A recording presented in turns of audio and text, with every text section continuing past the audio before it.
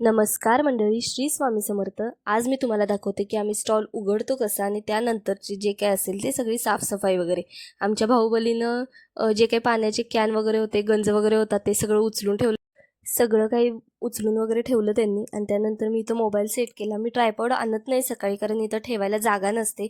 छोटीशी जागा आहे, तुम्ही समजून घेऊ शकता. त्यामुळं मी इथं असंच जी गाडी आहे त्याला जसं टेकून फोन लावला आणि बॅग वगैरे काढून जे काय आमचं बाकीचं सगळी तयारी चालू होती ती केली.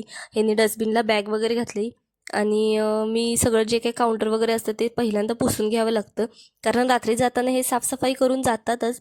जे काय असेल ते सगळं क्लीन करून जावं लागतं, कारण आपल्यालाच कसं असतं ना, आपल्या हे जी धंद्याची काय बोलतात ते साफसफाई वगैरे सगळं आपल्यालाच करावं लागतं. त्यामुळे मी सगळं इथं साफसफाई वगैरे करून घेतली आणि माझा मोबाईल इतक्या जोरात पडला ना त्यावेळेस, बापरे, तुम्ही बघू शकता. असं 2 मिनिटे मला असं झालं की बापरे. पण असू देत, मी ट्रायपॉड आणायला हवा होता पण मी नाही आणत, त्यामुळे ठीक आहे. सगळं जे काय असेल ते साफसफाई वगैरे केली. त्यानंतर दूध काढलं, छान असा चहा बनवायला घेतला, कारण कस्टमर बरोबर 9 वाजता यायला चालू होतं. त्यामुळे छान असा चहा पहिल्यांदा बनवून घ्यावा लागतो आम्हाला. चहा वगैरे बनवून घेतला, त्याच्यासाठी दूध वगैरे काढलं. हे तोपर्यंत गॅस आणतात ऑफिसमधून, तिथून गॅस वगैरे ह्यांनी आणला. चहा वगैरे करायला घेतलेला होता. चहा गॅसवरती सकाळचा पहिला असतो तो मीच चढवत असते. चहाची तयारी करून दिली, सगळ्यात जो काही चहा असतो तो बनवला आणि पटकन इथे गोळे करायला घेतले, कारण मला पण 10 वाजता जायचं असतं, त्यामुळे मला फास्टमध्ये गोळे करावे लागतात. गोळे वगैरे सगळं करून घेतलं आणि माझं जास्त तर लक्ष कॅमेऱ्याकडेच होतं, का काय माहिती. पण मी जरा सारखीच आज कॅमेऱ्याकडे बघत होते आणि तोपर्यंत कस्टमर आलेलं होतं. मी पटपट पटपट गोळे बनवून घेतले, कारण कसं असतं, ह्यांना जर गोळे बनवून वगैरे दिले तर हे नंतर त्यांचे ते मी गेल्यानंतर वडे सोडतात मम्मी येईपर्यंत. आणि छान असा चहा घेतला, मस्त.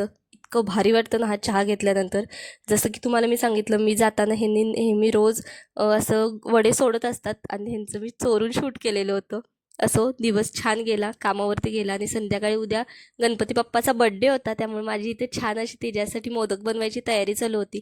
पटपट असे सगळे ड्रायफ्रूट्स वगैरे कट करून घेतले आणि त्यानंतर जे चॉकलेटचं आपलं कंपाऊंड असतं, 3 कंपाऊंड मिळतात ॲक्च्युली, मिल्कवालं, डार्क आणि व्हाईट. पण मी डार्क आणि मिल्क मिक्स करून घेतलेलं होतं. 2 कंपाऊंड घेतले. पटकन इथं जे काय असतील ते ड्रायफ्रूट्स वगैरे कट करून घेतल्यानंतर मिल्क कंपाऊंड घेतलं. ते गरम पाणी करायला आधीच पातेलं मी ठेवलेलं होतं. त्याच्यात गरम पाणी असतं, गरम पाणी करून घ्यायचं आणि त्याच्यात एक स्टीलचं पातेलं ठेवायचं. तुम्ही काचेचं सुद्धा ठेवू शकता किंवा हे ओव्हनमध्ये सुद्धा तुम्ही मेल्ट करून घेऊ शकता जर तुमच्याकडे अवेलेबल असेल तर. आणि इथं चॉकलेट इतकं घट्ट झालेलं होतं की ते तुटत नव्हतं. त्यामुळं तुम्ही माझं बघू शकता, इतका मला त्रास झाला ना. पण असं गणपती बाप्पासाठी काय, माझी चुकी काय झाली की मी ते फ्रीजला ठेवलं. ते नॉर्मल जर टेम्परेचरला ठेवलं तर त्याला काय नाही होत. असो, मस्तपैकी असे चॉकलेट बनवायला घेतले, ते मेल्ट होत नव्हतं लवकर. त्यामुळं तर मला इतका लोड आलेला होता आणि वाजलेले होते 11:30. त्यामुळं मला खरंच खूप कंटाळा आलेला होता, पण गणपती बाप्पासाठी मला करायचाच होता प्रसाद.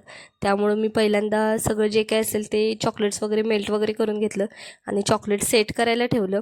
दुसऱ्या दिवशी मी तुम्हाला दाखवते की मी कसं केलं आणि छान असा प्रसाद तयार केला गणपती बाप्पासाठी.